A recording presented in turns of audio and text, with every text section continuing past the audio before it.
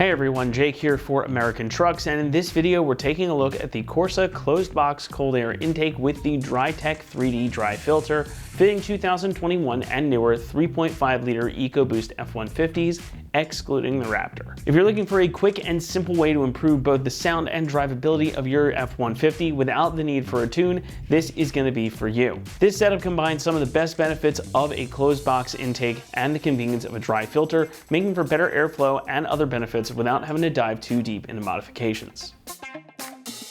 Corsa is known for high quality aftermarket bits, and with good reason. Their exhausts have long been a standard of the industry, and you can bet that that same manufacturing philosophy transfers over to their intakes as well. Now there are a few standout features here, but let's start with what is perhaps the most obvious, and that is the closed air box. Similar in concept to your stock setup, having the closed air box like this one helps keep the intake from pulling in hot air from around the engine bay, and instead it's going to pull cooler air in from the outside. Cooler air is more dense. More density means better combustion, which means more power.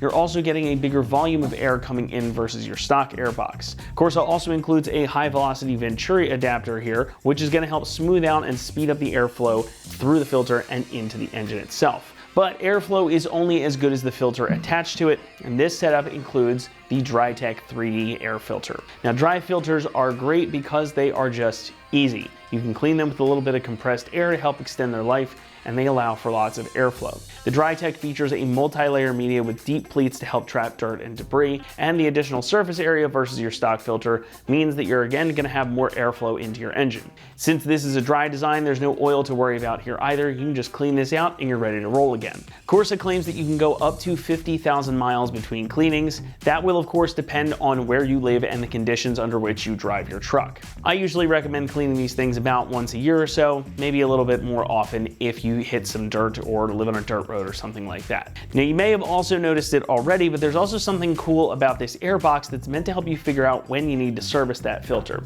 You've got a clear plexiglass window at the top of the box.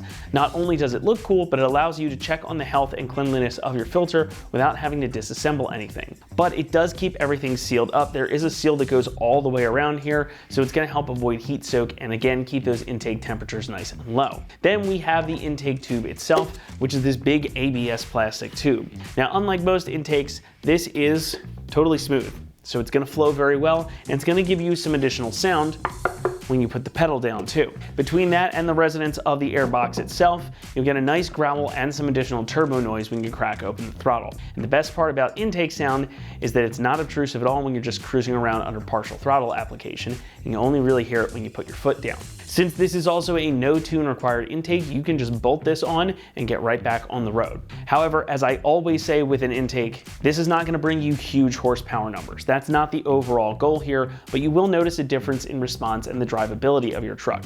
And of course, if you want to take full advantage of an improved intake setup or any type of breather mods, going with a custom tune is something you can certainly do. The airbox and the intake tube are both constructed from roto-molded ABS plastic. So this is strong, it's lightweight, and it's heat resistant. And since it's roto-molded, that means each of them is only one piece. So you don't really have any weak points on here, and this will lend itself to a pretty quality feeling. Now that Drytech filter we were talking about earlier is going to be, again, a big improvement versus your factory unit as well. And since it's a dry design, no need to worry about oiling. Just wash it on out. Should last you a while too. This is a multi-layer synthetic media as well, so there's plenty of surface area to catch any kind of dirt and debris that might be coming through. Pricing for this setup will come in at about $450. Now that's pretty closely aligned with other closed box air intakes on the market. It is of course going to give you that different driving experience as well as the additional sound and airflow like we discussed, and you don't have to go as far as getting a tune. So if you're looking for something that's a quality setup that's going to last you a while and make things just a little bit easier, this is a great choice for your build. As far as installation is concerned, this will get a 1 out of 3 on our difficulty meter. This is a simple bolt-on installation, should take you about an hour to get it done. Definitely a job you can accomplish at home with some hand tools, and we'll show you how to get that job done right now as we head on out to the shop. For this install, you will need an impact, a ratchet, extension, 7, 8, 10, and 13 millimeter sockets, 10 millimeter wrench, Phillips head screwdriver, and a clip removal tool. What's up guys, today we're going to be doing an intake on our F-150, but before we get started we're going to send you to watch a quick video on how to remove your factory setup, and we'll see you when you get back. First thing we're going to do is remove our inlet tube, our air box cover, and our air filter. To do that, we're going to loosen up a couple of clamps, remove a connection for our air temperature sensor, and then we can go ahead and get this out of the way. First thing we're going to do is disconnect our air temperature sensor connector right here behind the inlet tube. And to do that, we're just going to push in on the release lever and pull it straight back. Next thing we're going to do is loosen up this clamp here that goes to the inlet tube on the passenger side using our 7mm socket.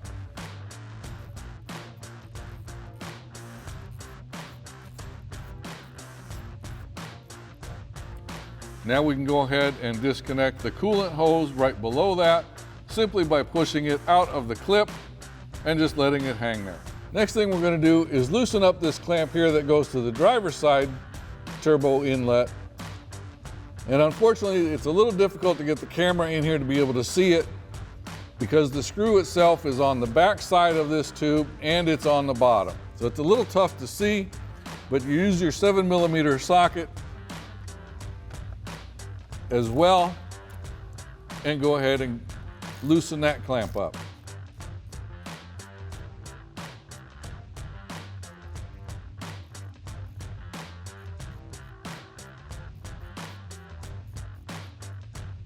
Now, once you've got that loose, we can go ahead and disconnect the airbox lid from the airbox. All right, now we're going to release these two clips here on the airbox lid simply by pushing them towards the front of the vehicle to release them. Once we've got that done, we can go ahead and just disconnect the hoses from the inlet tube here and go ahead and pull this out.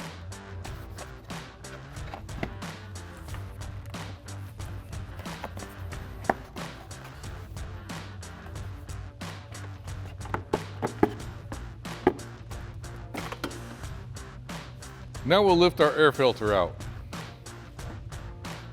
Now we can go ahead and remove this wiring harness here that's attached to the back of the airbox simply by pulling up on the clips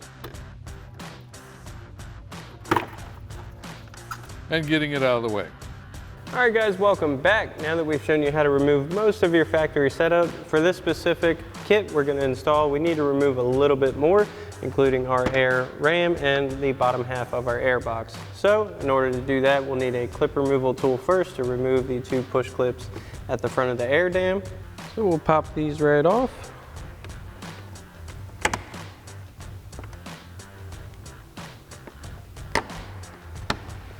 And set these aside. Next, we'll need to remove the 13mm mounting bolt over here. So we'll grab our 13mm socket on our ratchet, run that out.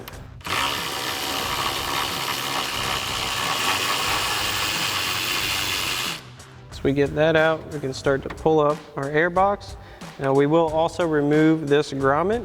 So you can push that metal sleeve right out of there and pop your grommet out. And we can just pull up on our air box. Alrighty guys, so now that we have our entire factory setup off, we need to transfer over a few things onto our new system before we can install it. First of which being our air ram. So in order to remove that, there is an 8mm screw holding it in place. So we'll grab our 8mm socket and run that off. We can set that screw aside. Now we need to separate our air ram area from our main box. Now it has little retainer tabs that are just part of the air ram itself. So if we just push down slightly on the top, it'll come right out. Now we can set this aside. Now we can install our factory air ram onto our new air box. We're gonna have an opening with a mounting hole that's gonna line up with that original tab. So we'll get this in place, slide that through like so. We're gonna grab our provided 10mm bolt and washer, and we're gonna send that through the front side. Now for the back side that's going to be in the air box, we're going to grab another flat washer, a lock washer, and a 10mm nut.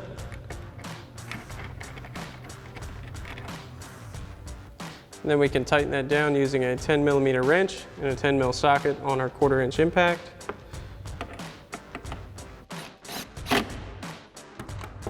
Now we can install our filter adapter. That's going to go in through the inside, out through this hole here, and we have 3 mounting points for our screws, and we're going to line up our threaded inserts and get our provided 10mm bolts, lock washers, and flat washers in place.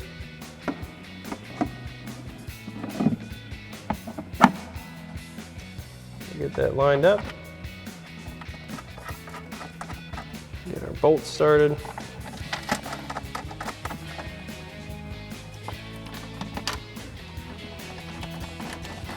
Once we have all of those started, we'll again grab our 10mm socket and tighten these down. Now, one thing to remember is you are tightening into a plastic air box and a plastic adapter. There's no need to go crazy with tightening, just snug them down pretty good.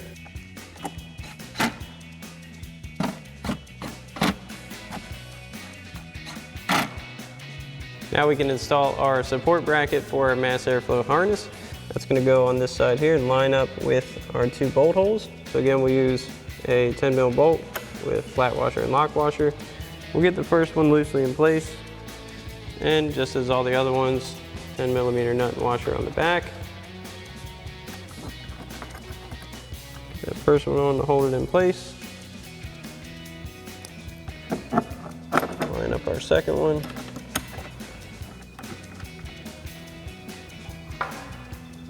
And we'll tighten these down again with our 10mm socket and 10mm wrench.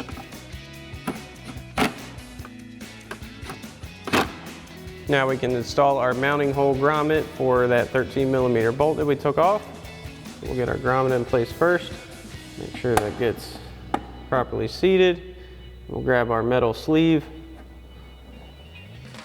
Run that inside. Get that seated. So in order for our new air box to have room, we're going to have to pull this set of clips and plugs out of its spot. So we've got our clip removal tool. We'll pop this out of its retainer. And we can move this out of the way. So after removing this out of its clip, we're going to need to remove the 2 clips holding this harness in place as well. Again, with our clip removal tool. And back here, I'll pop that clip out. Now this may be a little bit tight to get to. Ours has already been pulled off. It has that insert. We want to keep that insert. There's also one at the back.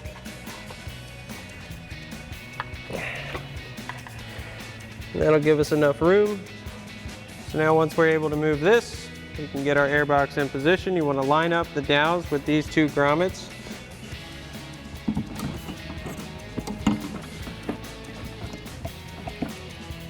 That'll push down into position.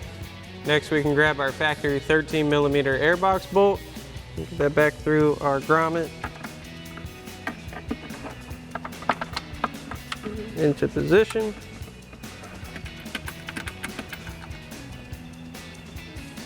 Then we can grab our 13mm socket and tighten this back down.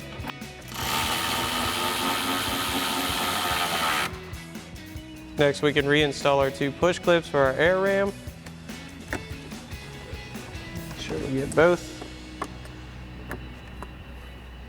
Next we can get our air filter installed. So we've got our clamp for our filter.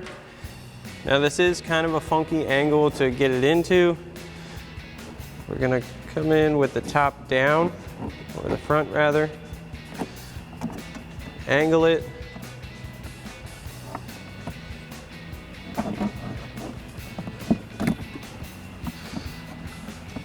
We'll get it onto our adapter that we bolted on previously. Now that we have our filter in position, we'll get our clamp lined up, and we'll grab our 8mm socket and extension, and we'll tighten our clamp down. Now we can install our airbox cover. Now your kit comes with a red, white, or blue back stripe that's going to highlight the logo for demonstration purposes, and because we have a red truck, we'll go with red. So peel that off, flip this upside down. You want it to cover the entire logo. Let your air bubbles out. When you stick this on, it'll highlight your cover. Now we'll get this in place. Loosely install our 4 Phillips head screws.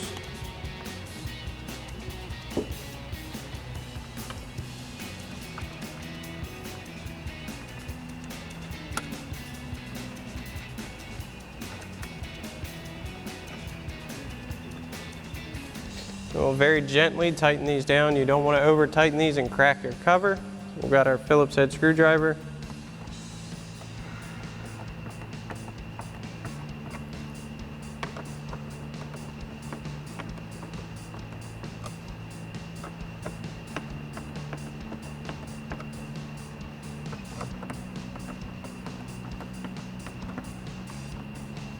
Now we can get ready to install our intake tube, but first we're going to have to install a few couplers. Now because this one down here comes to the curve and it's much easier to get to first, we're going to install the coupler, which is going to be the bellowed coupler here, with our clamp onto our factory side of our intake tube first.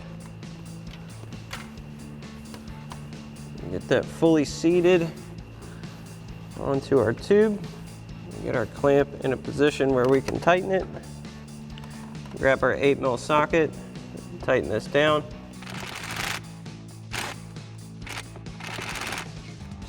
Next we'll grab our intake tube and our larger straight coupler. We'll get our clamp onto our coupler and our coupler onto our intake tube. And we'll lightly snug this one down again with our 8mm socket. And for our other side, we'll grab our reducer coupler along with the appropriate clamp. That one in position. Make sure that seats right about to where the reducer starts to drop. Snug this down. So now once we have these in position, we'll grab our appropriate clamps for the other side. Get one on our smaller end of our reducer, our other one on our bellowed clamp, or bellowed coupler rather, and one on the other side of our filter coupler location. We'll guide this in. We'll start with our air filter outlet, or inlet rather. Get that one on. So you can move this passenger side intake tube a good bit. You want to get that lined up. Seated.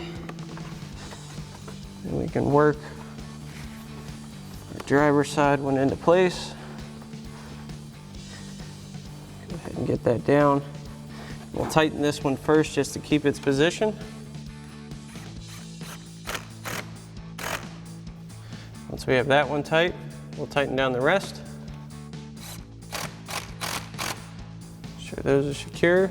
We'll get our air filter one as well. Now lastly, we're going to install our intake air temp sensor. That's going to go to this grommet that has an opening right on the back side of our intake tube. Now doing this at home, they do recommend to remove the O-ring off of your temp sensor. For demonstration purposes, we're going to leave ours on because it's coming back out, but you definitely want to do that at home. And this is just an insert installation. There's no turning. We'll go ahead and push that in.